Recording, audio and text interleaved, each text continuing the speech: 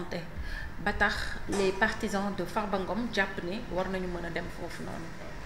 Ah non, c'est juste de manière symbolique rek mais CPI Cour pénale internationale c'est pour les crimes contre l'humanité ay génocide affaire yooyu xam naa loolu c'est de manière symbolique pour wane ni au Sénégal y a des gens yoo xam ne nii wala à l'étranger wala pour montrer que Farba il n'est pas seul dans son combat c'est juste de manière symbolique mais CPI Cour pénale internationale dafa am ay crimes yoo xam ne nii moo ko tax a jóg parce que c'était pas pour aller au niveau de la CPI pour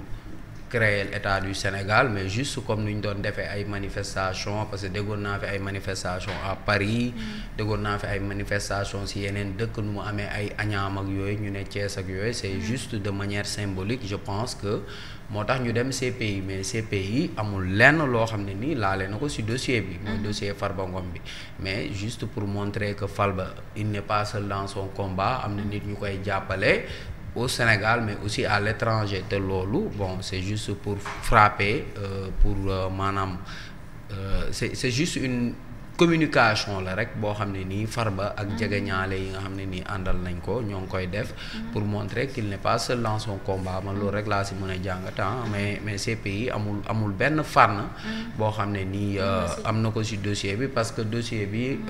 gis nga ce sont des ay crimes économiques la ñuy wax ay maanaam bon ay blanchiment d'argent blanchiment de capitaux yooyu noonu te loolu Cour pénale internationale newul loolu mooy liggéeyam parce que Cour pénale internationale ay crimes de guerre la ñuy wax boo xoolee ay Gbagbo fa lañ ko yóbboon l'ancien président je pense bien de l'ex-Yougoslavie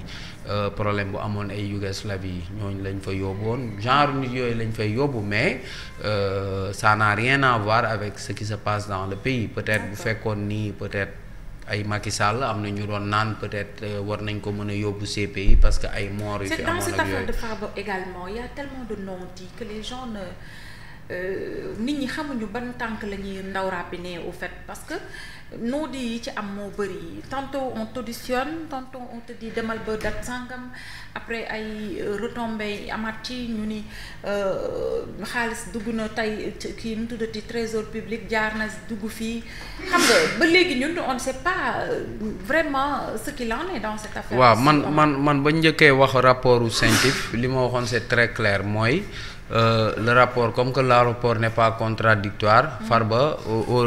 pour respecter ses droits waroon nañ ko déglu donc bu fekkoon ni premier jour audition am dañ ko déglu rek tëj ko man j'aurais crié au scandale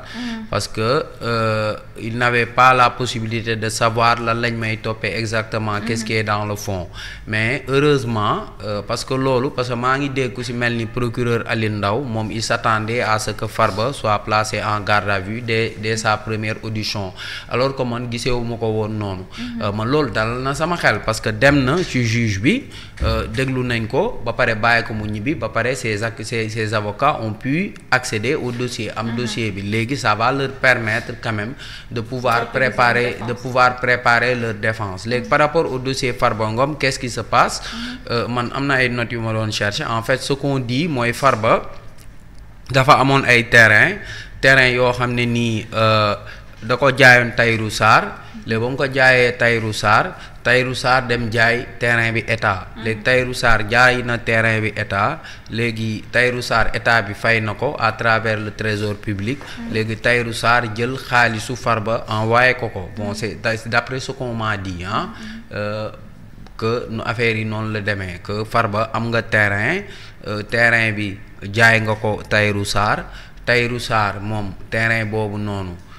am na xaalis boo xam ne ni ameloon na la ko si je pense que c'est 7 milliards léegi 7 milliards yooyu am na benn montant bu ñu ko si reversé léegi reversé ko nañ ci bañ ko reversé montant boobu il a transféré à Farba Ngom son argent léegi xam naa loolu nag moom moo attiré l'attention de la CENTIF parce que CENTIF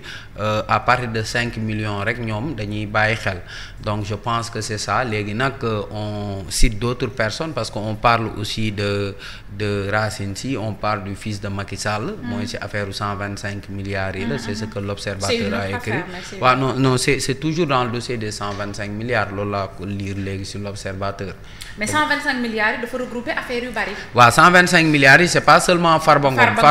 parce que Farba gars yi dañu ne Farba 125 milliards mais 125 milliards c'est un dossier boo xam ne ni ça regroupe beaucoup de personnes. maanaam CENTIF li mu dajale lépp moom moo toll ci 125 milliards seulement nag 125 milliards yooyu dafa. waaw mooy maanaam non xam nga seen le dossier de Farba Ngom. Oui. En fait les 125 milliards ça ne concerne pas uniquement Farba Ngom. Ça concerne d'autres personnes mais d'autres personnes yoo xam ne c'est toujours autour du même dossier comprendre nga. Ah bon? waaw loolu la ñu wax ah c'est ce que j'ai lu dans l'observateur loolu la ñu wax que dans le dossier des 125 milliards on cite aussi le fils de Macky Sall on cite léegi nag bon on va voir parce que on sait que c'est vrai que au Sénégal il y a une mafia foncière boo xam ne nii am na fi au Sénégal nga xam ne da ngay gis ay nit ñoo xam ne nii am nañu ay suuf mënuñu ko récupérer ñu ñëw ñu fexe ba y a des agents corrompus au niveau de la direction des impôts et domaines yoo xam ne nii ñoom autour de ça te tamit y a des fois parce que man am na ku ma ci doon waxtaanal ci affaire problème foncier yi à Dakar surtout mu ne ma parce que y a des gens yoo xam ne dañuy xaar 50 ans 60 ans après jug di réclamer ay suuf alors que seeni maam ñoo jaayoon suuf yooyu parce que am na ku ma doon expliquer loolu ne temps yi ñoo ngi doon wax ay problème suuf ay bërëb yu bëri mais ñooñu seeni maam ñoo jëflante woon ñi nga xam ne nii ñoo parce que Sénégal fii boo xoolee secteurs yi yëpp lébu yi ñoom ñoo ko moomoon parce que lébu yi ñoo fi nekkoon ak seeni maam ak yooyu comprendre nga léegi da ngay gis nit ku jugee àll ba ñëw bëgg a dëkk ñu jox la nga dëkk comprendre nga comme HLM Montagne fii loolu fi xewoon ak feneen léegi nag mën nañ dem ba jëmmi jamono ay say sët ñëw di réclamer suuf yooyu alors que suuf yooyu parce que tey jii mën nañ ñëw Fatima soxla na suuf nga yëkkati mu yëkkati xaalis jox la nga am loo ko daggal mais sur le papier loolu binduñu ko comprendre nga léegi ñu dem ba ci biir ñu joxe woon suuf yooyu décédé ñu di joxe suuf yooyu bu ñu décédé ñu dem ba seeni sët ñëw xool kayit yi xam ni kayit yi seen maam moo ko moom ba léegi mais alors que seen maam jaayoon na suuf soosu donc c'est très compliqué les affaires foncières c'est pourquoi il y a une mafia au niveau du foncier am na des terrains yoo xam ne nii c'est aussi sous curatelle man je connais quelqu'un boo xoolee fii rek am na mooy station Shell bi fu mu nekkoon loolu benn tubaab moo ko moomoon tubaab boobu disparaître na ce sont les terrains sous curatelle mooy le propriétaire il a disparu léegi nag yow mën nga ñëw fekk fa ay nit ay mécaniciens ñoo fa nekkoon di fa liggéey ñu ñëw jaay leen doole parce que xam nañ ni bon ils n'ont pas comment dirais-je les moyens pour dem au niveau de la direction des impôts pour xam suuf si lan moo si nekk pour régulariser ko à son nom donc affaire de suuf dafa bëri ay jaay doole man je pense que au fur et à mesure ñuy dem dinañ mën a xam le vrai du faux dans le dossier Farba Ngom. D'accord, merci beaucoup. Alors noo ko jàngatee Serigne dem CPI ak vraiment cette affaire boo xamante ne ba léegi daa mel ne bul buy tourner nii rek ba léegi amagul cës